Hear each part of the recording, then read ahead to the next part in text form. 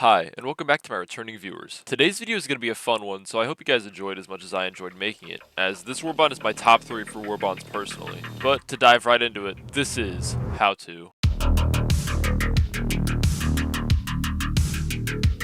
To kick things right off, page 1 gives us access to the Senator, the Liberator Concussive, and the full Steel Trooper set. Page 2 is a little more spicy, with it giving us the Incendiary Grenade and the Incendiary Breaker, on top of the full Servo Assisted set, with the addition of the Drape of Glory cape as well. And rounding us off, page 3 gives us the Char 5 Dominator, another one of my personal favorites, the Domino Armor set, and the Flexible Reinforcement Budget, which is just honestly straight ass, so I'm not even going to be talking about it. With the extremely brief overview out of the way, let's get into the details, starting with the Liberator Concussive. This weapon is a bit confusing when it comes to its weapon description, as it's listed as an explosive, but in reality, all that is doing is giving it massive amounts of knockback and stagger. So if you were hoping for an AoE powerhouse, then I'm sorry to say, you thought wrong. Despite the confusing description and its stats on paper not being that good, in practice, this weapon is probably one of the best supporting weapons in the game, at least as far as primaries go. When using this weapon, I rarely get overrun by chaff on lightly armored fronts, and the knockback this gun does to even medium tiered enemies is absurd. This crazy stagger per shot, combined with it having a drum mag as a base attachment, means that you can just fully stun lock most enemies. However, I have noticed that against charges and hulks, it struggles to keep them fully still. Regardless, I would say that this weapon carries its weight in this warbond, despite it being probably the worst primary here, which is something you rarely see in these warbonds. Up next is the Senator, and it is the hardest hitting pistol in the game, with it being AP4 and being able to make short work of even hulks when properly aimed. It also destroys any and all chaff plus medium enemies with a well-aimed shot or two. It's just overall extremely solid. Next up is the former king of meta loadouts. I remember back when people would rely on this weapon for basically anything bug front related, and honestly even bot front related. The Incendiary Breaker, while having less ammo than it used to, still packs a massive fiery punch. As you can imagine, this weapon is very good against lighter, softer enemies, though thanks to the fire, it does have a fair amount of use against heavier ones too. I'd recommend running it with a supply pack though, just to keep your mags up, as while it always had bad ammo economy, whenever I got nerfed down to 4 spare mags, it's unusable without the supply pack, I'm gonna be real.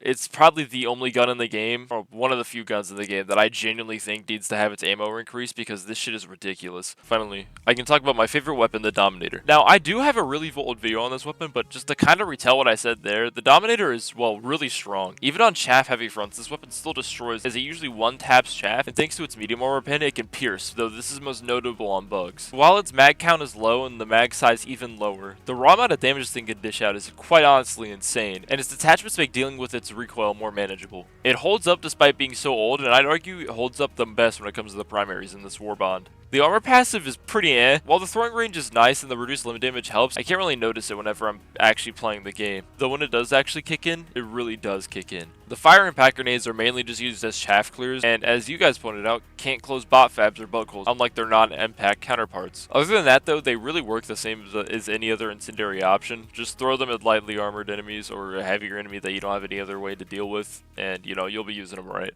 Finally, with the overview out of the way, it's time for the factions.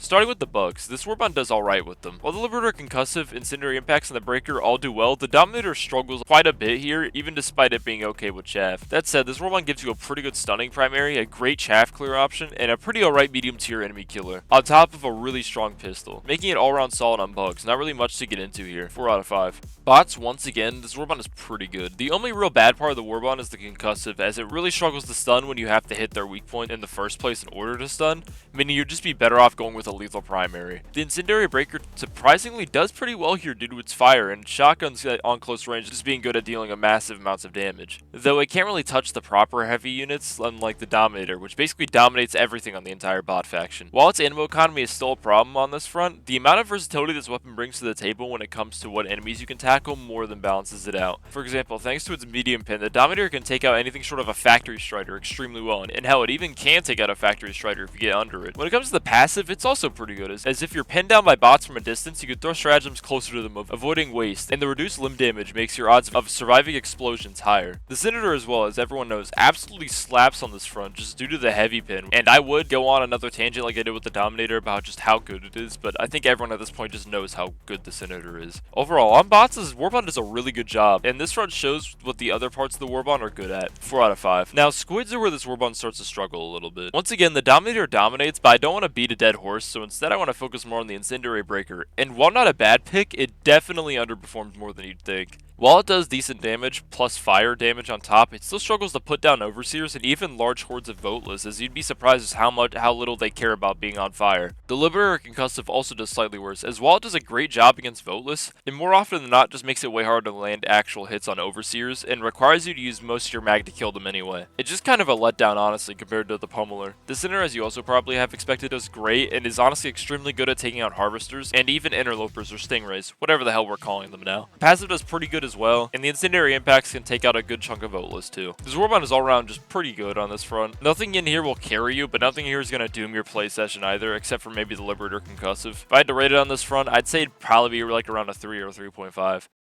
This Warbond is all around pretty solid and doesn't do horrible on any front. However, on some like the Squids, it doesn't really do anything exceptional either. Though I assume most people are getting this Warbond for the armor and the Dominator above everything else, so if that's your main motivation, then just go for it. But if you're looking for a more meta-defining Warbond, then there are some better options here.